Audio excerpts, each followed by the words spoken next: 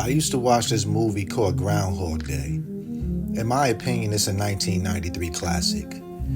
Bill Murray was the lead actor, and throughout the entirety of the movie, the same thing kept happening every single day.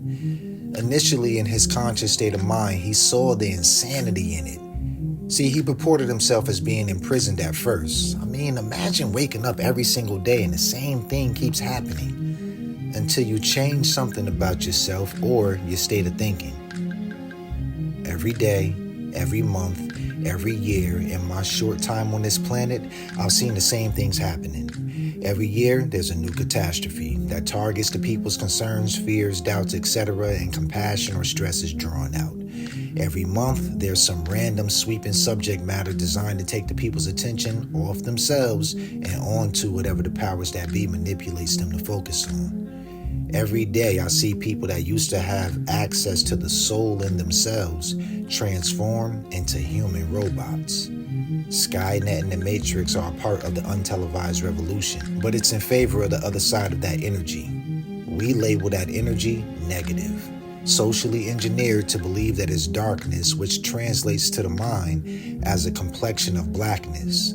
Sometimes it's that devilish red crayon. But the Terminator robots in real life and in real life are those that have been reconstructed, molded, and ingratiated into the system to defend it. They're usually given just enough money to comfort them into an eyes wide shut slumber. The more aggressive ones sell their soul and are willing to sacrifice someone else's to relish in the luxury of millions. The unique ones, in the limbo of both worlds under that decadent veil, sometimes suffer from survivor's remorse. The others renounce their humanity and become replicas of an Agent Smith. Their verbiage almost always speaks in terms of conformity. In the event that the robot consciously awakens, they clone more and more Tyrones to remind you Neo-1s to remain a zero. Be like everyone else. Conform. The movie They Live comes to mind. Rest in peace to the legend Roddy Piper. But you see, when I was a child, my mother showed me how to fear God, simply by upholding righteousness. She showed me how to have a real relationship with God by reading what we came to know as God's Word. Now, I just tapped into a sensitive nerve with my non-believers and need-to-knowers. Trust me, I'm just like you in a sense. I just don't have a phobia of religion, because the Spirit is infinite. It'll always lead you into the next chapter when you're ready. I say that metaphorically because maturity and consciousness spiritually means you can take any information from any text, if you will, and use it as an application in your life. If Nat Turner could find retribution through the same Bible used to enslave the masses, then that should illustrate his power to administer perspective. In my opinion, if you can exclude the influence of these false prophets, intercessors, you'll find God while synchronically finding the God in you. You see, God doesn't just do the work for you. He said his grace is sufficient in 2 Corinthians chapter 12, verse 9, and I suggest you read that in full context. But that means what you need has already been provided for you, even before you ask for it. That's the benefit of having an omnipotent creator that has seen your life from the beginning and end and knew you before you were formed in the womb. That invites predestination prospectively, but I think you have free will with just the multiple alternate endings, and the choice is always yours on what path to choose. But yeah, just like God feeds all his birds, he feeds you, but you have to leave the nest to go discover it. These next few lines will speak into the temperament of a Christian. But I began to carry my own cross at least knowingly from the ages of 26 to 33. Those 7 years ushered me into that synergistic relationship. I started to understand who Christ was, what he represented, in addition to what his title embodied. Now, these next few lines will speak into the philosophy of the conscious mind. They know that number 33 only represents 3 degrees above freezing, that knowledge cycles in 360s. But we've never physically seen the God that we've come to describe as God. God was supposed to be intangibly outside of you to keep you humbly believing and striving towards something greater than you. At the same time, I'm sure that's why the ancients said to know thyself.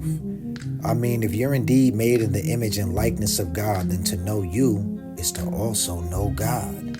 to earn access to your full potential, to activate that ever-present crown chakra that all those who embodied the title of a Christ activated instead of waking up every day, trapped, reacting the same way to the same movie. Eventually, you've got to do something different. Nothing changes if nothing changes. I've seen this pendulum swing back and forth year after year, and I've watched people react the same way year after year. They tend to forget about God because of the intangibility factor, and their senses tune into man because of the tangibility factor.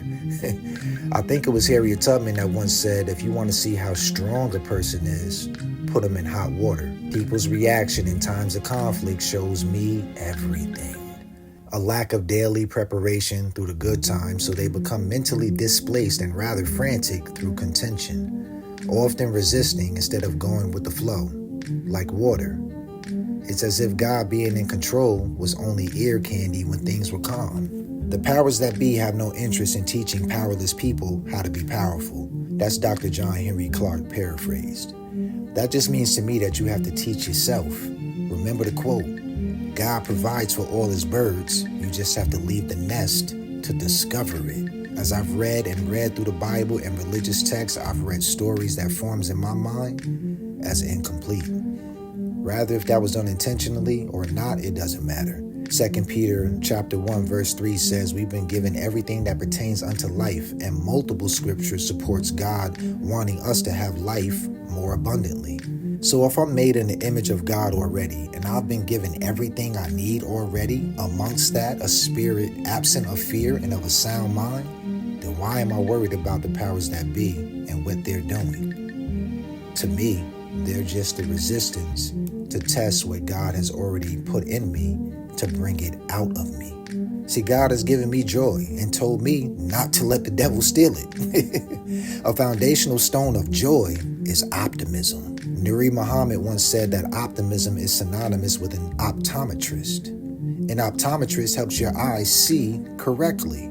So being optimistic, especially in times of conflict, is seeing correctly. The powers that be have mastered the art of taking advantage of people after they've stirred up their emotions, an attack on the heart. Scripturally, in Proverbs chapter 4, verse 23, you've been told to guard your heart. And no, I don't subscribe to being a Christian. Yes, I follow the teachings of Jesus as well as many others that embodied the title of Christ. But Jesus wasn't a Christian, but he was about his Father's business. So why shouldn't you be? Nah, I'm not here to replace your favorite pastor or become your new televangelist or even to be your leader.